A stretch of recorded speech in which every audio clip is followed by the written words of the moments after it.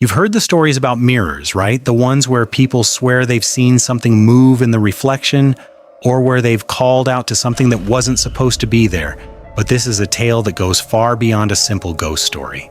This is the story of the man in the mirror, a legend that has been whispered in dark corners for years. It starts innocently enough. In a quiet, modest apartment building in the city, a young woman, new to the area, has just moved into her first solo apartment.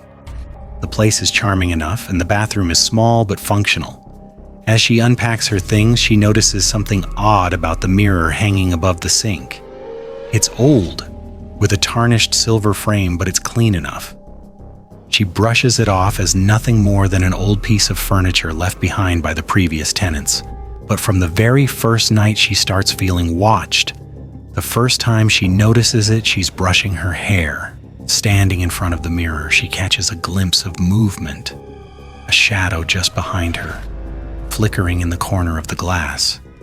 She turns quickly, but no one is there. She tells herself it's nothing, maybe just her imagination. But it happens again, and again. Every time she looks in the mirror, something shifts in her reflection. At first, it's just a shadow, maybe a shift of light, but soon it becomes more pronounced. She starts noticing the figure more clearly. Tall, with hollow, empty eyes, standing just behind her. It moves with her, mimicking her actions in the reflection, but there's something wrong. It's as if the reflection isn't quite her. Terrified, she tries to ignore it, telling herself it's just the result of exhaustion. But the feeling grows stronger. The mirror seems to pull her in, each glance harder to turn away from. One night, she stands before it, staring at the figure. It's smiling now. A jagged, unnatural grin that doesn't belong to her. She can't look away. The reflection starts to change. It's not her anymore. The figure in the mirror tilts its head and smiles wider, eyes darkening as it steps closer in the glass. She tries to scream, but her voice is muffled, swallowed by the glass. When she finally breaks free and looks away, she's alone in the room again. The reflection is back to normal, but she knows it's only a matter of time before it happens again. The next morning, she gathers her courage and looks in the mirror one last time. But this time, the figure is no longer behind her. It's in front of her, standing in the reflection, its eyes locked onto hers, and then it speaks in a voice so low, so guttural, that she can feel it reverberate through her bones. "I've been waiting for you." That night, as she tries to fall asleep, she hears something moving in the bathroom. The sound of slow footsteps followed by a faint whisper. She knows she's not alone.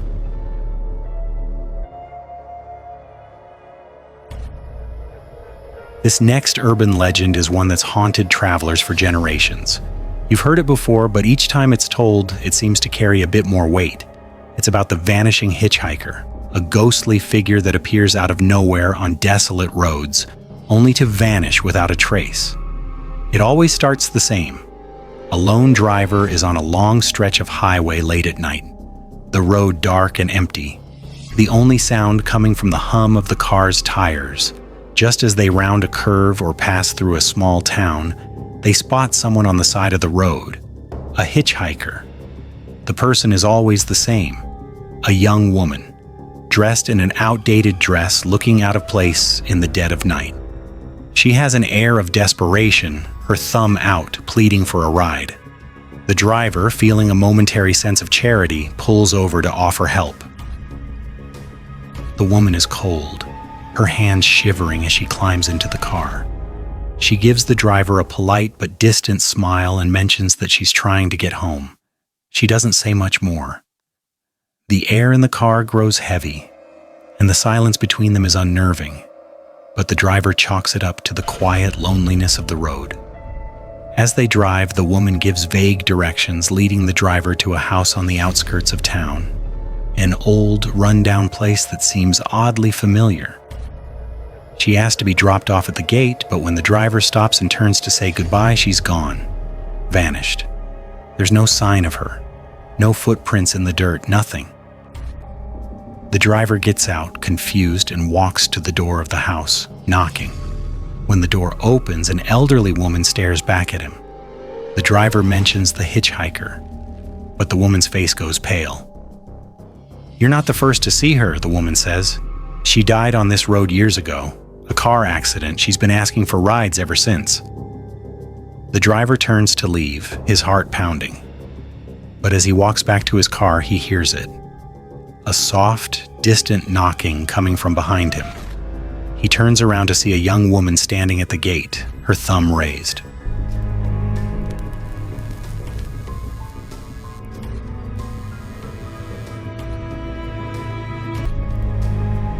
You've probably never heard of them, but there are whispers about the black-eyed children, a disturbing urban legend that sent chills down the spines of many who have had the misfortune to encounter them.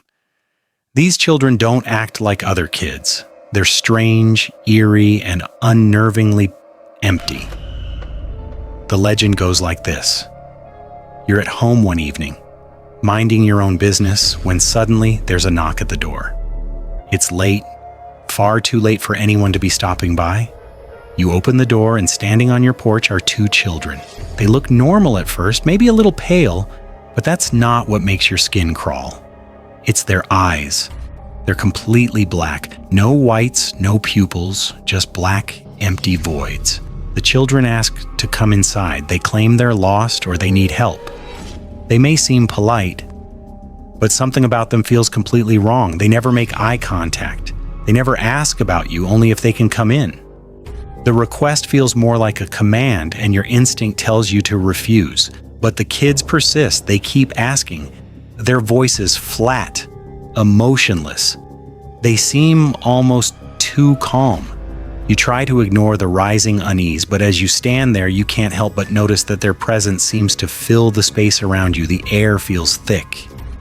You try to shut the door, but their hands reach out cold and clammy. The moment their hands touch the door, the temperature drops, and the feeling of dread becomes overwhelming. The children's faces seem to change, their eyes glowing darker, and their smiles stretching wider. You back away, shaking, and suddenly, the door slams shut, and the kids are gone. You check your front porch, but there's no sign of them. No footprints, no sound, just the silence of the night. But when you turn around to go back inside, you hear the faintest knocking on the window, coming from the inside.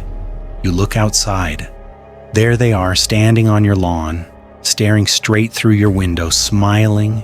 Their eyes, completely black, lock onto yours, and you realize they're not asking to come in anymore. If you found these urban legends terrifying, make sure to hit subscribe for more spine-chilling stories from the darkest corners of our world. Don't forget to like and share this video because, who knows, maybe these legends are closer to reality than we think. Keep the lights on, stay safe, and never ever open the door after dark.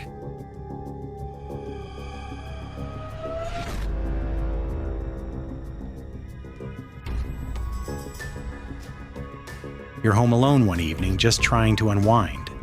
The house is quiet and everything seems normal. But then, the phone rings. You pick it up, expecting a call from a friend or a family member, but the voice on the other end isn't who you expect. It's strange, guttural, and sends a cold shiver down your spine. And it's only just the beginning. It was just an ordinary evening. You were sitting at home watching TV when the phone rang. You weren't expecting a call, so you hesitated before answering. Maybe it's a telemarketer or an old friend trying to catch up. You sigh and pick up the receiver. "Hello?" you say, your voice breaking the silence of the house. At first, there's only static on the other end of the line. The hairs on the back of your neck stand up as you wait for someone to speak. Just as you're about to hang up, a voice crackles through, but it's not familiar. "I know where you are," the voice whispers, low and raspy. You freeze, your heart pounding. It sounds like someone's been watching you. "Who is this?" you ask, your voice shaky now, trying to laugh it off, but there's no humor in it. The voice doesn't reply at first, but then you hear a soft chuckle. "I'm coming for you," the voice says slowly, dragging each word out like it's savoring the fear in your voice. Your skin crawls. You feel the chill in the air around you. You glance nervously around the room, expecting someone to be standing just behind you. You start to shake. Your hand grips the phone tighter as the eerie laughter fills your ear again. And for the first time in your life, you feel genuinely scared. The line goes dead. Silence. You sit there in shock, not knowing what to do next. The world outside seems eerily quiet now, as if everything is paused, waiting. Minutes pass and you try to convince yourself it was just some prank. But then a few hours later, the phone rings again. You don't want to answer. You don't want to pick it up, but you do anyway, something pulling you in, the same voice, the same rasp. You didn't hang up the first time, the voice hisses, but you'll wish you had. Your stomach drops. The words feel like they're right next to you, even though the voice is coming through the phone. You look around the room, half expecting to see the shadow of someone standing just beyond the edge of your vision, but there's nothing. "You'll regret answering this call," the voice continues, its tone now colder. "I'm closer than you think." Suddenly, the lights in your house flicker. Your pulse races, but you can't seem to move. The phone slips from your hand, hitting the floor with a soft thud. You stumble backward, unsure whether to scream or run. You pick up the phone again, your hands trembling. There's no sound this time, just a series of chilling, rhythmic breathing noises. It's heavy, labored. It doesn't sound like a person at all. It sounds like something else, something unnatural. And then, before you can even process what's happening, the phone goes dead again. You glance at the clock. It's 3 a.m. Suddenly the doorbell rings. You hesitate. You don't want to answer it. But what if it's someone you know, someone who can explain the strange calls? You stand there frozen, staring at the door when you hear a knock, slow and deliberate. You take a deep breath, step forward and open the door. But no one's there. And on the ground, just under the porch light, is a note. The handwriting is messy, almost frantic, as if someone wrote it in haste. "I'm already inside."